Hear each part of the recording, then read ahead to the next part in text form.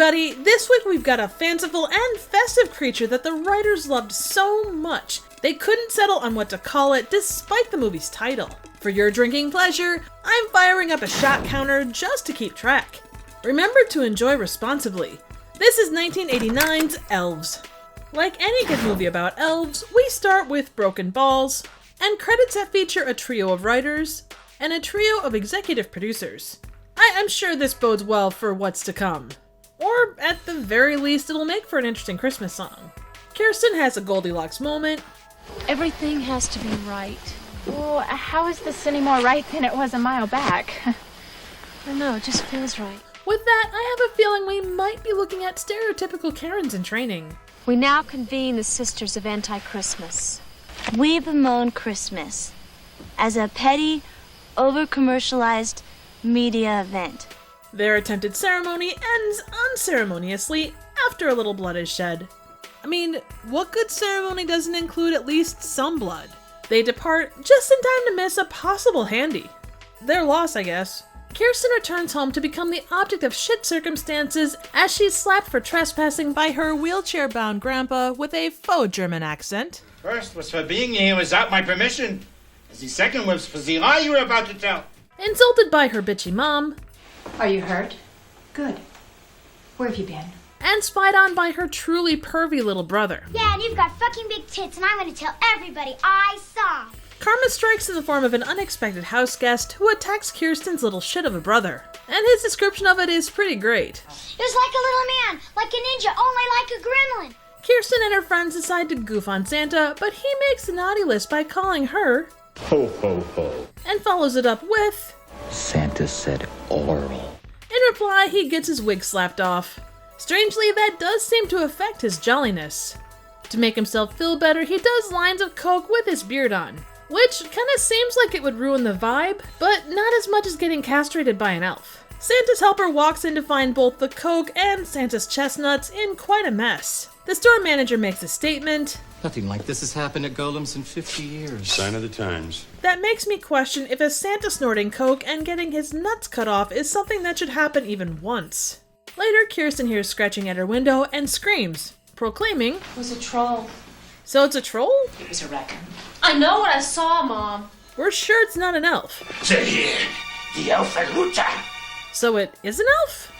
You and your damn elves. I'm sick of it. Hey, you started this. I just wanted clarification. Bad German accent grandpa wheels into action, playing with a shiny stone.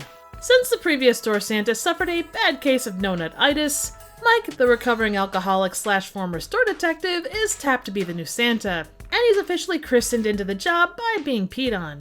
Former colleagues of Bad Accent Grandpa drop the movie's tagline. When there is no more room in hell, the elves will walk the earth. Along with really strange destiny plans for Kirsten. From her will grow the new order. Detective Mike visits the library for research, where they have exactly what he needs, along with a wisecracking librarian. Occult Sciences, section 666. Are you kidding me? That's gotta be a joke. Kirsten and friends plan a night of fun, and follow that up with very deep conversations over makeup. Don't you get it? Masters without slaves. Oh, yeah. You don't get it, do you? No. While things gear up to be wild on one side of the store, it is totally boring on the other side of the store where Detective Mike reads about runes. The special night planned in side-by-side tents in the sporting goods department is ruined by a portable shitter, and unknown forces pounding on the outside door. Elsewhere, Detective Mike has started the innovative time-saving method of smoking and brushing his teeth at the same time. Random evil German guys sneak in along with the elf, which leads to a tent and Christmas tree becoming innocent victims of a bizarre in-store shootout. After they discover what it is, I don't know, a troll. The troll, elf, gets distracted by a fun pig and a stereotypical elf, which gets him into the Christmas spirit, and he's ready and willing to deck some halls. Later, the cops find one of Kirsten's friends dead between two comically large bears.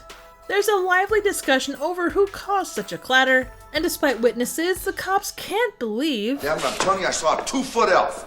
Yeah, packing AK-47s, riding pink elephants, come on. Overall, the place has been robbed, people are dead, Christmas stuff has been destroyed, but the store manager has his priorities in order. Tomorrow is Christmas Eve, for Christ's sake. Do you think anybody's gonna shop here with bloodstains on the floor? After more confirmation that the elf is actually a troll, It was a troll, not a raccoon, a troll. we meet a professor who confirms what an elf is. The little creepy things are the little creatures that creep on two legs.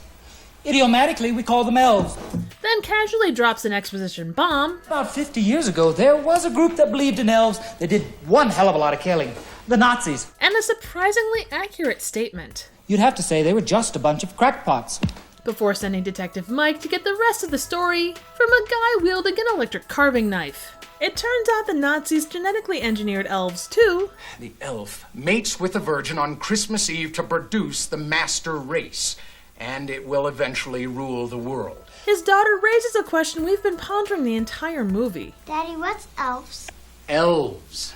I suppose that's better than the sex questions they could be asking. Detective Mike finds a bomb in his car, but it's not as big as the bomb Kirsten's mom drops. The man in the study is your grandfather.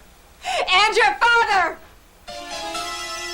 Grandpa doesn't make things any better, describing things in the awkward way only grandparents can. The inbreeding was planned. It was controlled. So you would be the perfect female line. After the elf plays with balls, he electrifies Kirsten's mom, and then shit really goes off the rails. Read the last book of the Bible, Revelations. It's a very frightening story that commences tonight. Kirsten and her little brother escape into the woods, but the elf catches up. Or I think he does. It's actually too dark to tell. Weird things happen in the dark, and he offers her a bug. Before she blows him up, I think. Unfortunately, the world is still doomed.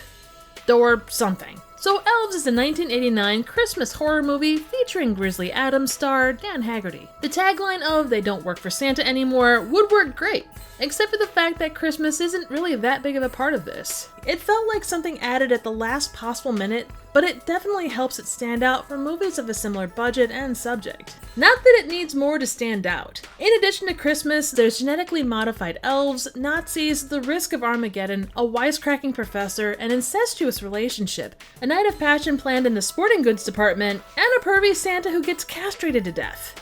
Now, not all of this pans out like you think it would. Elves definitely skews more towards the uneventful end of these plot points, and unfortunately it suffers from a severe case of tell don't show.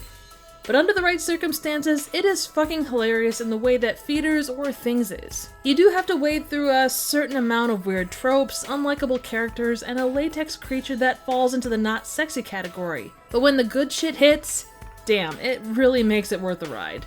If you're looking for the ideal viewing environment, I think this works best as a group watch, but you could say that about a lot of movies like this. Toss in a couple beers, some snacks, and a couch full of friends, and an average night turns awesome, cause wow, some really weird shit goes down. So what do you think? Suggestions for movies, trivial questions, comments, ratings, and a non-castrated Santa would be appreciated. Thank you so very much for watching.